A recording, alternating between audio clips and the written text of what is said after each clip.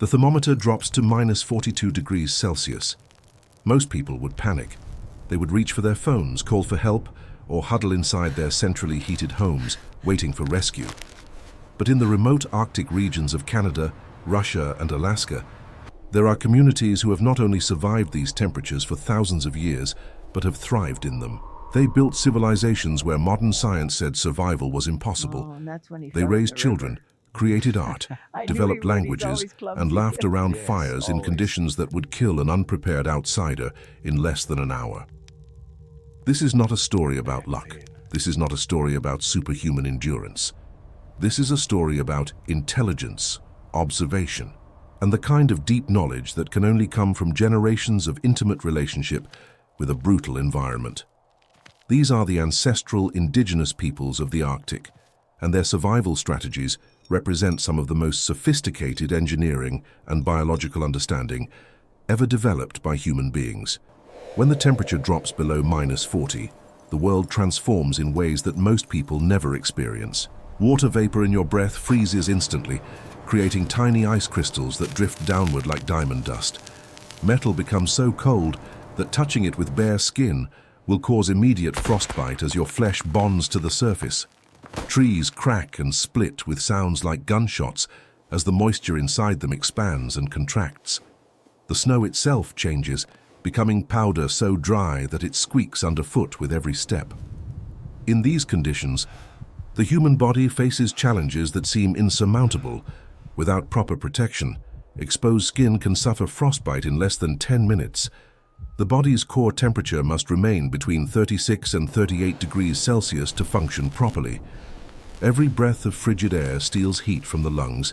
Every exposed centimeter of skin becomes a radiator bleeding precious warmth into the frozen atmosphere. Yet the Inuit, the Yupik, the Nenets, the Evenki, and dozens of other indigenous groups not only survived but prospered. They developed clothing systems that outperform modern synthetic materials. They created shelter designs that maintain comfortable living temperatures, while outside winds carry wind chill values that would freeze gasoline solid. They understood animal behavior, ice formation, snow structure, and weather patterns with a precision that Western science is only now beginning to match. Consider the traditional Inuit parka, known as the amauti. This garment represents thousands of years of iterative design refinement. The hood is sized and shaped to create a pocket of still air around the face, protected from wind, but allowing enough circulation to prevent moisture buildup from breath.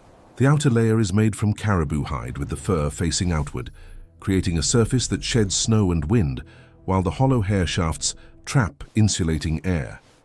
The inner layer faces fur inward, creating direct warmth against the skin. Between these layers, air circulates in a careful balance, removing moisture from the body while retaining heat.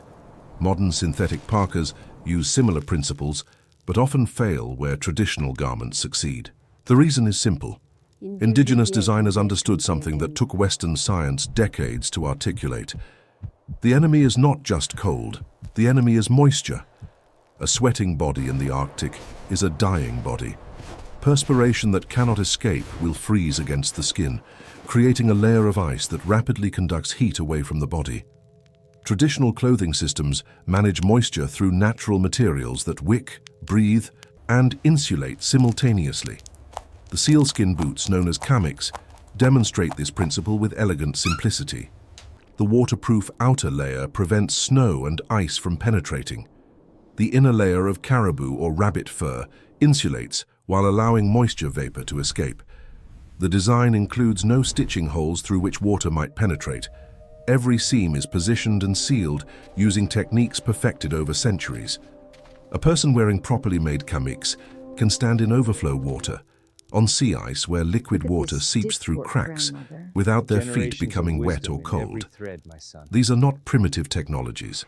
These are solutions to engineering problems that modern manufacturers still struggle to match. The difference in approach reveals something fundamental about how ancestral indigenous communities understood their relationship with the environment. They did not see themselves as conquerors of nature, fighting against an implacable enemy. They saw themselves as participants in a complex system, learning its rules and working within them rather than against them. This philosophy extended to every aspect of Arctic survival. The igloo, perhaps the most famous indigenous shelter, represents a perfect example. A properly constructed snow house can maintain interior temperatures above freezing, even when outside temperatures plummet to -50. This seems impossible until you understand the physics involved. Snow is an excellent insulator because of the air trapped between its crystals. The dome shape is structurally strong and presents minimum surface area to the wind. The entrance tunnel is positioned below floor level, creating a cold trap that prevents warm air from escaping. The sleeping platform is raised, taking advantage of the simple fact that warm air rises. But the igloo was never intended as a permanent dwelling. It was a temporary shelter for hunting trips and travel. The permanent winter homes of many Arctic peoples were far more sophisticated. The semi-subterranean sod houses of the Inuit featured multiple chambers, entrance tunnels that could extend for meters underground, and sophisticated ventilation systems that balanced the need for fresh air against the imperative of retaining heat.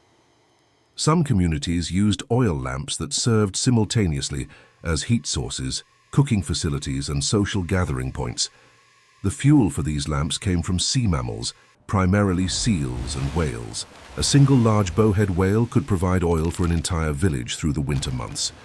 But obtaining that whale required knowledge and cooperation that bound communities together with ties stronger than any legal contract. Whale hunting from small skin boats in Arctic waters is among the most dangerous activities ever regularly practiced by humans. Success demanded perfect coordination, precise timing, and equipment made with absolute care and attention to detail. The harpoon heads used in traditional whale hunting are marvels of functional design. Made from bone, antler, or stone, they featured toggling mechanisms that would rotate 90 degrees after penetrating the whale's flesh, creating an anchor that could not pull free. Attached floats made from inflated seal bladders would tire the whale and mark its position. Multiple boats working together would gradually exhaust their quarry over hours or days of coordinated effort. This hunt was never taken lightly. Ceremonies preceded and followed successful hunts. The whale was treated with respect, its spirit acknowledged and thanked. Parts were distributed according to traditional protocols that ensured everyone in the community received their share. Nothing was wasted. Bone became tools and building materials. Sinew became thread. Skin became boat covers and rope. Meat and fat sustained bodies and spirits through the darkest months. The concept of waste simply did not exist in traditional Arctic cultures. Every animal taken was used completely. Every object was made to last, repaired when damaged, and eventually recycled into new forms when it could no longer serve its original purpose. This was not environmental consciousness in the modern sense. It was simple necessity, born of living in an environment where resources were precious and replacement difficult. Young people learned these skills through observation and guided practice. There were no classrooms, no textbooks, no formal examinations. Instead, children accompanied adults on hunting trips, watching and gradually participating as their skills developed. Stories told during the long winter nights transmitted cultural knowledge, practical information, and spiritual understanding in forms that could be remembered and passed on. The most skilled hunters and craftspeople were recognized and respected, their techniques studied and imitated by the young. This educational system produced individuals with knowledge bases that would astonish modern specialists. A traditional hunter might know the behavior patterns of dozens of animal species across all seasons. They could read ice conditions, predict weather changes from subtle atmospheric signs, navigate across featureless frozen landscapes using stars, wind patterns, and snow formations. They understood ocean currents, migration routes, and the complex relationships between predator and prey species. Modern Arctic researchers frequently consult with indigenous elders to access knowledge that no scientific instrument can provide. When studying polar bear populations, scientists discovered that local hunters had already documented behavioral changes that research programs missed. When planning ice-breaking routes, shipping companies now incorporate traditional knowledge about ice formation and movement.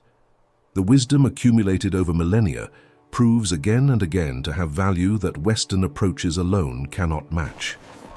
Check if you are already subscribed to this channel, because if you are fascinated by how human ingenuity triumphs over impossible odds, you are going to witness the most extraordinary survival strategies ever developed by any civilization on Earth. Subscribe now, so you do not miss a single revelation. When scientists first studied traditional Arctic dwellings, many assumed they were viewing primitive shelters, crude responses to environmental challenges. What they discovered instead were sophisticated climate control systems that rival anything produced by modern engineering. The difference between survival and death in the Arctic often came down to understanding heat, moisture, and airflow with precision that left no room for error. The Kargi, or communal house used by the Yupik peoples of Alaska, demonstrates this understanding perfectly. These structures were partially subterranean, dug into the permafrost to take advantage of the Earth's stable temperatures. The entrance tunnel, called the Katak, extended for several meters and angled downward before rising into the main chamber. This design created a cold trap that kept frigid air from entering the living space while allowing people to pass freely in and out. The main chamber featured a central fire pit surrounded by raised sleeping platforms. Heat from the fire would rise to the domed ceiling, which was constructed of driftwood beams covered with sod and moss. This material provided excellent insulation while remaining vapor permeable, allowing moisture from cooking and breathing to escape without the formation of interior ice. The floor was often covered with wooden planks, creating an air gap that provided additional insulation and kept occupants above the cold ground. Ventilation was controlled through a smoke hole in the ceiling that could be opened or closed depending on conditions. Opening this hole allowed smoke and stale air to escape while drawing fresh air through the entrance tunnel. The size and timing of this opening required careful judgment. Too much ventilation would waste precious heat. Too little would allow dangerous buildup of carbon monoxide from oil lamps and fires. The materials used in construction were chosen with equal care. Different types of sod had different insulating properties. Some grasses shed water better than others. The placement of support timbers had to account for the weight of snow accumulation and the gradual settling that occurred as permafrost temperatures fluctuated. A well-built house could last for generations with proper maintenance. Some communities developed even more elaborate structures.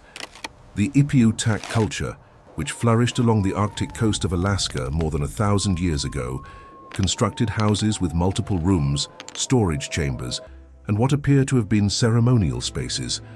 Archaeological excavations have revealed floor plans of surprising complexity, with features that suggest sophisticated social organization and specialized use of different areas.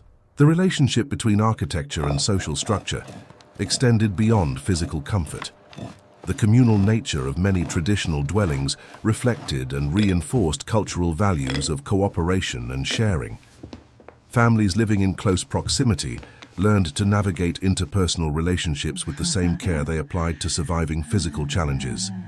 Conflict resolution mechanisms, resource-sharing protocols, and social hierarchies all developed within the context of shared living spaces.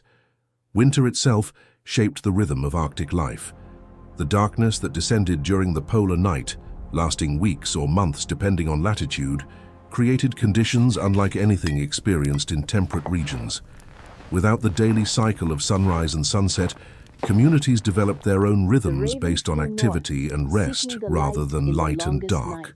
The long nights became times for storytelling, ceremony, craftwork, and the transmission of cultural knowledge from elders to young people. The psychological challenges of Arctic winter demanded their own strategies. Social bonds became essential, not just for material survival, but for mental health. Games, songs, dances, and competitions provided entertainment and maintained community cohesion through the darkest months. The return of the sun was celebrated with ceremonies that marked not just the astronomical event, but the survival of another winter and the promise of renewal. Food storage presented particular challenges in an environment where temperatures swung between summer warmth and winter extremes. Underground caches dug into the permafrost served as natural freezers that maintained relatively stable temperatures year-round. Meat, fish, and fat could be stored for months in these chambers, providing insurance against failed hunts and unexpected shortages. The preparation of stored food required techniques perfected over generations. Drying, smoking, and fermentation preserved nutrients while reducing weight and bulk. Seal oil served as both preservative and caloric supplement.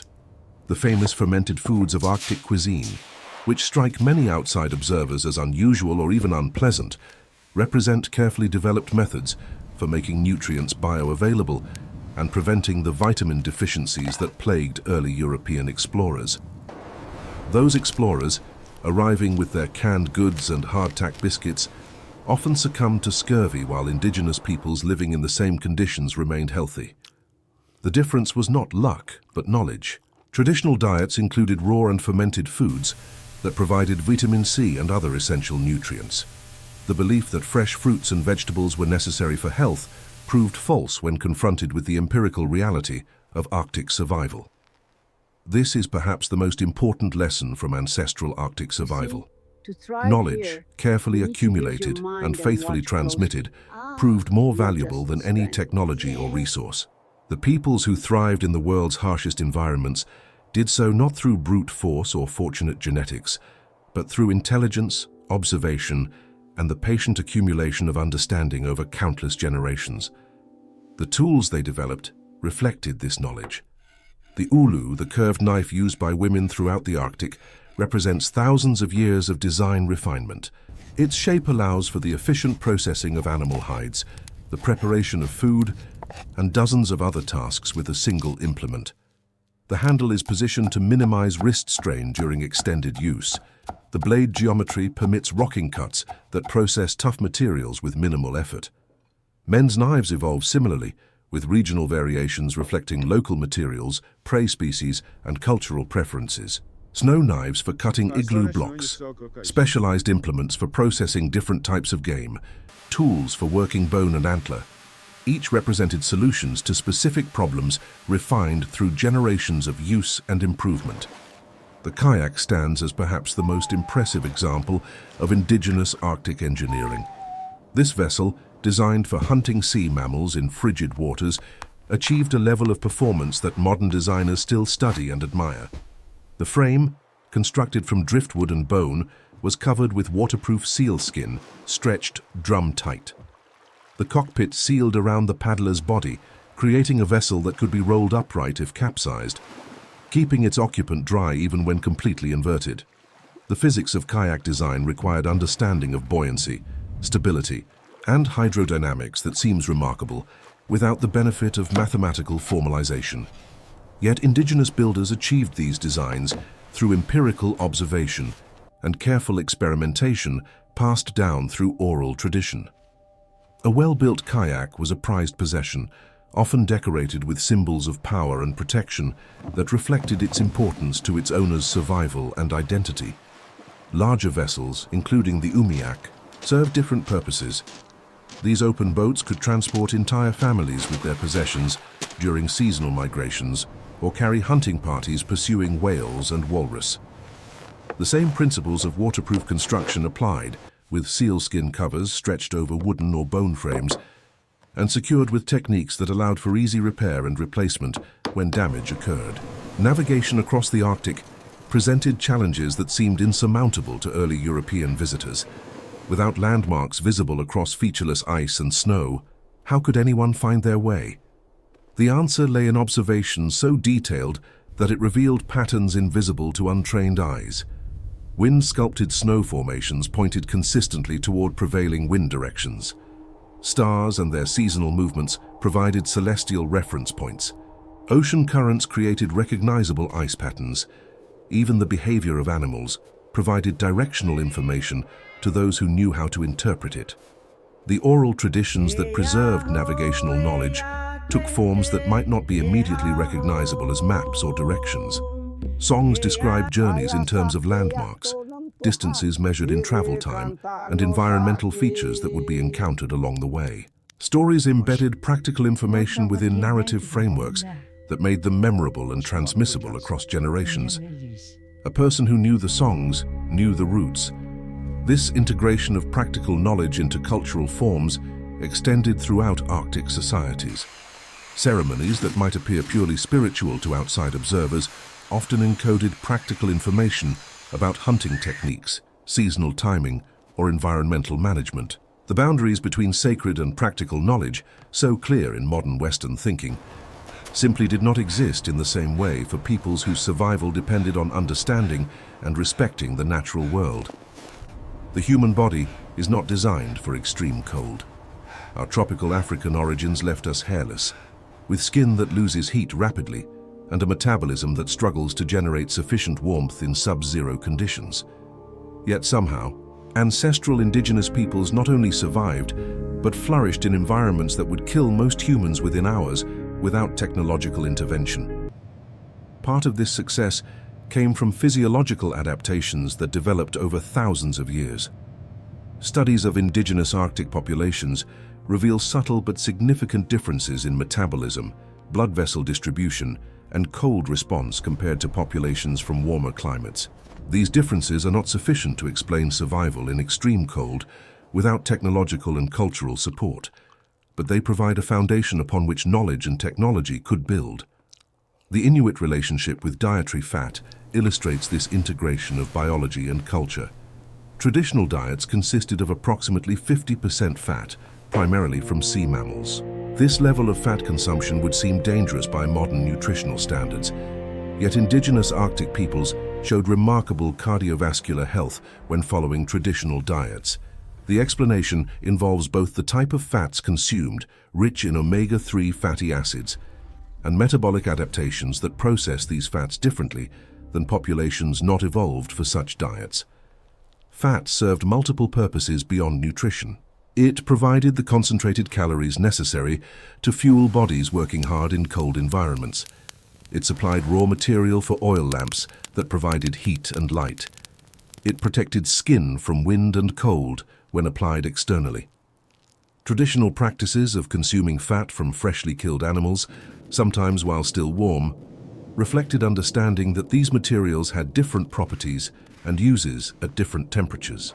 The science of snow was another area where indigenous knowledge exceeded Western understanding for centuries. Snow is not a single material, but a complex and constantly changing substance whose properties depend on temperature, humidity, wind exposure, and time since falling. Indigenous snow vocabularies, famously extensive, reflected not mere cultural artifact, but practical necessity. Different types of snow required different techniques for travel, shelter construction, water harvesting, and predicting weather. Wind slab snow, hardened by wind compression, could support a person's weight, while softer snow nearby would cause them to sink waist-deep. Depth hoar, the large angular crystals that form near the ground under certain conditions, created avalanche hazards that experienced travelers learned to recognize and avoid. Surface hoar, the frozen equivalent of dew, indicated specific atmospheric conditions that had implications for travel and hunting. Each type of snow told a story to those trained to read it. The ability to read ice proved equally important for communities dependent on sea mammal hunting. Sea ice forms in stages, from fragile new ice that would not support a person's weight to multi-year ice thick enough to land aircraft. Each stage has different properties, different risks, and different opportunities. Open leads in the ice attracted seals and whales, but could also trap hunters on floating ice pans. Pressure ridges formed when ice sheets collided provided both landmarks for navigation and hazards for travel. The timing of ice formation and breakup determined the rhythm of the hunting year. Spring brought opportunities for hunting seals at breathing holes as the ice began to weaken. Summer meant open water hunting from kayaks and umiaks. Fall brought opportunities to intercept migrating caribou and waterfowl. Winter required different strategies again, with ice fishing, trapping, and hunting marine mammals that remained accessible through maintained breathing holes. Each season demanded different skills, different tools, and different knowledge. The successful Arctic hunter needed to master all of these, switching between them as conditions changed. This versatility was not optional. Communities without sufficient diversity of subsistence strategies faced starvation when any single resource failed. If this incredible depth of knowledge moves you as much as it moves me, pause right now and leave a comment saying, "Their wisdom is our inheritance." Because every comment you leave helps more people discover the extraordinary achievements of these remarkable survivors. The social organization of hunting groups reflected the demands of different prey. Solitary seal hunting at breathing holes required patience and individual skill. The hunter would wait motionless for hours beside a hole in the ice, watching for the subtle signs that indicated a seal rising to breathe. Success depended on absolute silence, perfect timing, and the ability to strike with precision in the split second the seal's nose appeared. Caribou hunting, by contrast, often involved coordinated group efforts. Hunters would work together to direct herds toward locations where they could be intercepted. This required communication across distances, understanding of caribou behavior, and the ability to position multiple hunters in exactly the right places at exactly the right times. The meat from successful hunts was typically shared among all participants and their families. Whale hunting demanded the most elaborate social organization of all. The umialik, or boat captain, held a position of leadership that carried both privilege and responsibility. They owned or controlled the umiak and equipment, organized the crew, and directed the hunt itself. But their authority extended beyond the practical. The umialik also bore responsibility for ceremonies, for the spiritual dimensions of the hunt, and for the distribution of the kill according to traditional protocols. The preparation for whale hunting could take months. Equipment had to be inspected, repaired, or replaced. Crews had to be assembled and their roles clarified. The umiak itself required constant maintenance, with sealskin covers needing replacement every few years, as they wore and deteriorated. The harpoons, floats, lines, and other hunting implements all had to be in perfect condition. A single equipment failure at the crucial moment could mean the loss of the whale and potentially the death of crew members. The hunt itself might last for days. Once a whale was struck with the first harpoon, crews would take turns towing the animal, gradually wearing it down while preventing it from escaping into deep water or under the ice. The whale's immense strength and stamina tested the endurance and determination of the hunters. Success was never guaranteed, and many hunts ended in failure. When a whale was finally killed and brought to shore, the entire community participated in processing. The carcass was divided according to strict protocols that ensured fair distribution. The captain received certain portions, the crew members others, and shares were allocated to elders, widows, and families who had not participated directly but remained part of the community. Nothing was wasted. Even the bones found uses in construction and tool making. The ceremonies surrounding successful hunts served multiple purposes. They expressed gratitude to the whale's spirit, asking forgiveness for taking its life and inviting it to return in future years. They reinforced social bonds and communal values. They transmitted cultural knowledge to younger generations who observed and participated.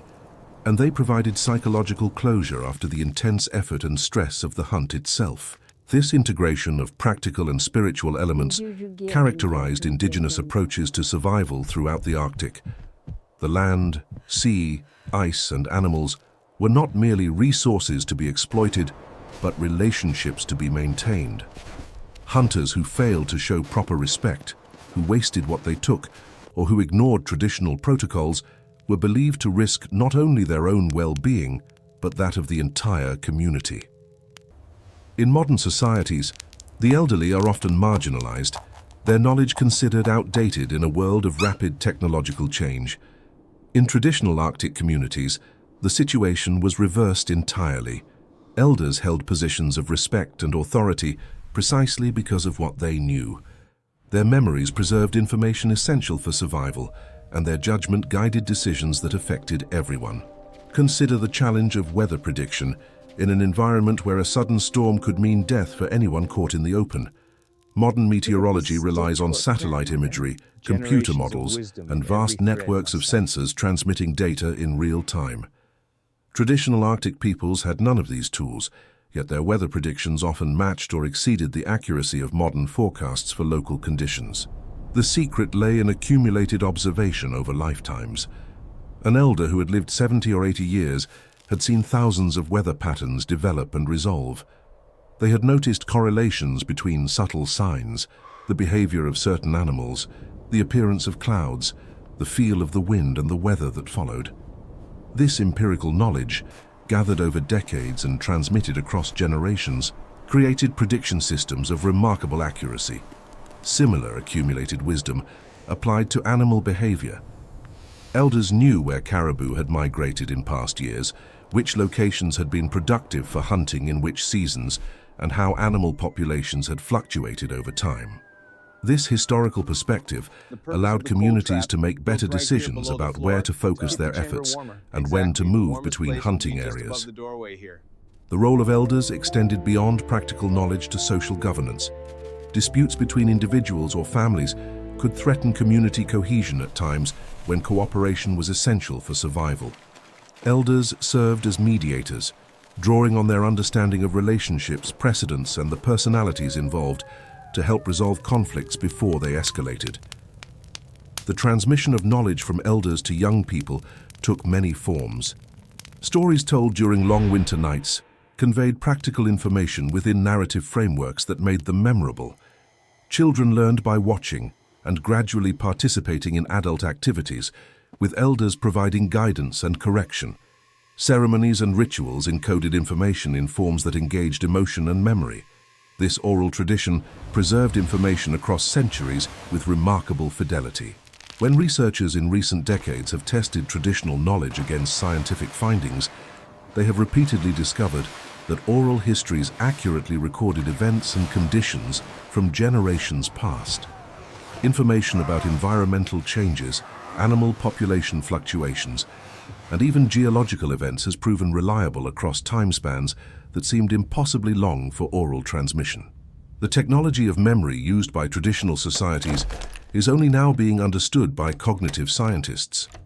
The combination of narrative structure, emotional engagement, rhythmic elements like songs, and practical application created memory systems far more robust than the rote memorization used in modern education. Information that might be forgotten after a single reading could be retained for a lifetime when embedded in proper cultural forms. Elders also served as keepers of spiritual knowledge. The relationship between humans and the natural world was understood in terms that modern observers might call religious or philosophical. Animals had spirits that deserved respect. The land itself was alive with powers that could help or harm depending on how humans behaved. Proper conduct maintained harmony with these forces, while improper conduct invited disaster. These beliefs were not merely superstition. They encoded practical wisdom about sustainable resource use, conflict avoidance, and community cohesion in forms that carried emotional weight and moral authority. A young hunter who was told that wasteful behavior would anger the animal spirits and bring bad luck was receiving practical guidance about sustainable hunting practices in a form designed to ensure compliance. The concept of balance pervaded traditional Arctic worldviews. Taking from the environment was necessary for survival, but taking too much would upset the balance and ultimately harm the takers.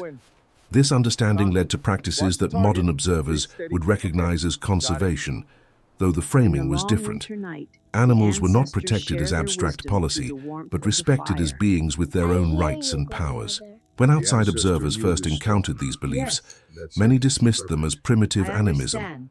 What they failed to recognize was the sophisticated ecological understanding embedded within the spiritual framework. Traditional knowledge systems contained accurate information about predator-prey relationships, population dynamics, and environmental carrying capacity, expressed in cultural forms that ensured the information was remembered and applied. The seasonal round of Arctic life reflected this ecological understanding. Communities did not remain in one place year-round, but moved between locations according to the availability of different resources. Spring camps might be positioned for seal hunting, summer locations for fishing and gathering, fall sites for caribou hunting, and winter villages in sheltered locations with access to stored food and heating fuel. This mobility required extensive knowledge of the territory. Where were the best crossing points for caribou herds? Which rivers had the best fishing at which times? Where could sheltered campsites be found? Where was firewood available? The answers to these questions, accumulated over generations, constituted an encyclopedic knowledge of the landscape that guided movement throughout the year. The material possessions of Arctic peoples had to be portable, durable, and multifunctional. Heavy or fragile items could not be transported between seasonal camps. Everything owned had to be carried by humans or dogs, so unnecessary weight was ruthlessly eliminated. This constraint drove innovation toward elegant simplicity, with each tool designed to perform multiple functions and last for years of hard use. Dogs played essential roles in Arctic life. As transportation, they could pull sleds across snow and ice faster and farther than humans could travel alone. As hunting companions, they could track game, hold animals at bay, and provide protection from predators. As emergency food supplies, they represented a reserve that could mean the difference between survival and starvation in desperate circumstances. The relationship between humans and dogs in the Arctic was intimate and complex, built on mutual dependence and respect. Training sled dogs was an art that combined patience, consistency, and understanding of canine psychology. Lead dogs needed different qualities than wheel dogs. Teams had to work together smoothly, responding to voice commands and the driver's movements. The bond between a skilled musher and their team represented years of development and could not be quickly replaced if lost. The world of the traditional Arctic was never static. Climate fluctuated on timescales from decades to millennia. Animal populations rose and fell. Communities expanded, contracted, merged, and split apart. Through all these changes, indigenous peoples demonstrated remarkable adaptability, adjusting their strategies to meet new conditions while preserving the core knowledge and values that defined their cultures. Archaeological evidence reveals that human occupation of the Arctic has waxed and waned multiple times over the past 10,000 years. Periods of favorable conditions allowed population growth and territorial expansion. Cooling periods or other environmental stresses forced contraction and, in some cases, the abandonment of previously occupied regions. The peoples who survived these fluctuations were those who could adapt. Adaptation took many forms. When traditional prey species declined, communities shifted their focus to alternatives. When climate change altered the timing of ice formation or animal migrations, hunting strategies adjusted. When new technologies or materials became available through trade, they were evaluated and, if useful, incorporated into existing practices. The arrival of European and American whalers, traders, and explorers brought challenges and opportunities that tested this adaptive capacity to its limits. Metal tools, which were far superior to stone and bone for many purposes, transformed material culture within a few generations. Firearms changed hunting practices fundamentally. New foods, new diseases, and new social structures all demanded response. Some communities navigated these changes successfully, incorporating useful new elements while maintaining cultural continuity. Others were devastated by disease, displacement, or the collapse of traditional economies when commercial hunting depleted the animal populations they depended upon. The variability of outcomes reflected differences in the nature and intensity of contact, the specific circumstances of each community, and the choices made by individuals and groups facing unprecedented situations. The traders who came seeking furs and other products often failed to understand the economies they were disrupting. Traditional Arctic economies operated on principles of sharing and reciprocity that made perfect sense in an environment where resource availability was unpredictable and storage capacity limited. Sharing today's abundance created social obligations that would be repaid when fortunes reversed. This mutual insurance system had sustained communities through countless lean times. The market economy that traders introduced operated on entirely different principles. Individual accumulation replaced communal sharing. Trade goods acquired new importance as status markers. Traditional leadership structures were challenged by individuals who accumulated wealth through trade relationships. The social fabric that had held communities together through millennia of challenges began to fray under new pressures. Missionaries added religious dimensions to cultural disruption. Traditional spiritual practices were often suppressed as pagan superstition. Ceremonies that had encoded practical knowledge along with spiritual meaning were abandoned or driven underground. The oral traditions through which essential information passed between generations were devalued in favor of book learning in foreign languages. Yet indigenous cultures proved remarkably resilient. Even when traditional practices were forbidden, knowledge often survived in hidden forms, to be revived when circumstances permitted. Elders who had learned skills and stories in their youth preserved them through decades of suppression. When restrictions eased, these surviving threads of tradition could be reconnected and strengthened. The past several decades have seen growing recognition of the value of traditional knowledge and renewed interest in preserving and reviving indigenous languages, practices, and perspectives. Young people who might once have dismissed their grandparents' knowledge as obsolete are now seeking to learn what those elders can teach. Research institutions are recognizing indigenous knowledge as a valuable complement to scientific approaches. Climate change has given this revival new urgency. The Arctic is warming faster than any other region on Earth. Sea ice that once formed reliably now arrives late and breaks up early. Animal populations are shifting their ranges. Weather patterns are becoming more unpredictable. The accumulated knowledge of generations, calibrated to conditions that no longer apply, requires updating. Indigenous communities are at the forefront of observing and responding to these changes. Their intimate knowledge of local conditions allows them to detect changes that might escape notice in scientific monitoring programs. Their traditional practices of adaptation provide models for responding to environmental uncertainty. Their perspectives on human relationships with the natural world offer alternatives to approaches that have contributed to current problems. The integration of traditional knowledge with scientific research is not always straightforward. Different knowledge systems operate with different assumptions, methods, and standards of validation. Indigenous knowledge is embedded in cultural contexts that cannot be simply extracted and transferred. Scientific research operates within institutional frameworks that may not recognize or value traditional ways of knowing. Yet meaningful collaboration is possible and increasingly common. Projects that involve indigenous communities as full partners, rather than merely subjects of study, have produced insights that neither traditional knowledge nor scientific research could have achieved alone. The combination of deep local knowledge with broad analytical tools has proven particularly valuable for understanding complex systems like Arctic ecosystems. The challenges facing indigenous Arctic communities today are different from those faced by their ancestors, but the underlying principles of survival remain relevant.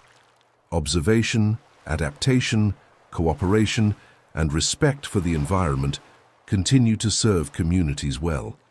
The knowledge accumulated over generations provides not answers to current problems, but frameworks for developing those answers. What can modern societies learn from peoples who thrived in the world's harshest environments, using only the materials and knowledge available to them? The lessons extend far beyond practical survival techniques to fundamental questions about how humans relate to each other and to the world around them. First and most obviously, traditional Arctic survival demonstrates the power of accumulated knowledge. Western societies often value novelty and innovation over tradition and experience. The assumption that newer is better drives rapid change, but can lead to the loss of hard-won wisdom. Indigenous approaches remind us that knowledge accumulated over generations has value that should not be lightly discarded. Second, the integration of practical and spiritual dimensions in traditional life offers an alternative to modern compartmentalization. When scientific knowledge is separated from ethical considerations, when economic activity is divorced from environmental impacts, the result can be systems that optimize narrow measures while generating broader harms. Traditional holistic perspectives integrated these dimensions in ways that promoted sustainable outcomes. Third, the emphasis on cooperation and sharing in traditional Arctic societies contrasts sharply with modern individualism. In environments where survival depended on mutual support, cultures developed that valued community over personal accumulation. The result was social systems that proved remarkably stable and resilient over long periods, even under challenging conditions. Fourth, the relationship between traditional peoples and their environments offers models for sustainability that modern societies struggle to achieve. Living within the limits of local ecosystems, using resources at rates that could be maintained indefinitely, and treating the natural world with respect rather than as mere raw material for exploitation, these principles guided traditional life and remain relevant today. Fifth, the educational methods of traditional societies demonstrate alternatives to modern schooling. Learning through observation and participation, embedding information in memorable cultural forms, maintaining connections between knowledge and its practical applications, these approaches produced individuals with deep competence in their domains of practice. None of this means that modern societies should or could simply adopt traditional ways of life. The conditions that shape those traditions have changed dramatically. Technologies, population densities, and global interconnections create contexts fundamentally different from those in which traditional practices developed. What remains valuable is not the specific practices, but the principles underlying them. The principle that knowledge has cumulative value suggests that modern societies should be more careful about preserving expertise, even when it seems obsolete. The skills of craftspeople, the wisdom of experienced practitioners in many fields, and the local knowledge of communities with long histories all represent resources that, once lost, are difficult or impossible to recover. The principle of integration suggests that modern decision-making should consider broader contexts and longer timeframes. When economic, environmental, social, and ethical dimensions are addressed together rather than separately, outcomes are more likely to be sustainable and beneficial. Traditional worldviews that treated these dimensions as inseparable offer models for such integration. The principle of cooperation suggests that modern emphasis on competition and individual achievement may be incomplete. Cooperation enabled survival in challenging environments and continues to be essential for addressing problems that exceed individual capacities. Building and maintaining cooperative institutions deserves attention, alongside cultivating individual excellence.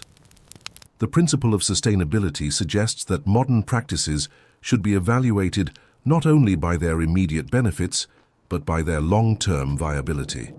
Living within environmental limits was not a choice for traditional peoples, but a necessity. Modern technologies have expanded those limits, but not eliminated them. Eventually, sustainability becomes necessary rather than optional. The principle of contextual learning suggests that education should connect knowledge with application, theory with practice, and formal instruction with experiential learning. The deep competence developed through traditional education offers a standard against which modern approaches might be measured. These lessons do not come with guarantees. Traditional societies face their own challenges and limitations. Not all traditional practices were wise or sustainable. Change is inevitable, and not always negative. The point is not to idealize the past, but to learn from it, to recognize that human beings have solved difficult problems before using approaches different from those that dominate today. The peoples who survived at -42 degrees without modern technology did so through intelligence, cooperation, and deep knowledge of their environment. They developed solutions to problems that still challenge modern engineering. They created social systems that sustained communities over millennia. They accumulated wisdom that remains valuable even in our different world. Their legacy is not a blueprint to be copied, but an inspiration to be learned from. It demonstrates what human beings are capable of when they work together, observe carefully, and respect the world that sustains them. It offers perspectives that can inform our own efforts to build sustainable and humane societies. It reminds us that the future need not be built only on recent innovations, but can draw on the deep past as well. If you watch this far, it is because you like this case. Leave a comment saying, "I watched this far and so I can get to know you and know who really likes the stories on this channel." Your comment means everything to me and helps build this community of people who appreciate the extraordinary achievements of human ingenuity. If you enjoyed this journey through the frozen lands of our ancestors, smash that like button, because your like helps the algorithm recommend this video to more people who would appreciate this incredible story. Share this video with someone who needs to know that human beings are capable of extraordinary things. Share it with someone who thinks they face impossible challenges. Share it with someone who has forgotten how resilient we can be when we work together and respect the wisdom of those who came before us. And if you are not yet subscribed to this channel, what are you waiting for? Hit that subscribe button and turn on notifications so you never miss another story about the remarkable achievements of human civilizations throughout history. More incredible stories are coming, and you want to be here when they arrive. Thank you for watching. Thank you for caring about these stories. And thank you for being part of a community that recognizes the value of human wisdom, wherever and whenever it was developed. Until next time, stay curious, stay humble, and never stop learning from those who came before us.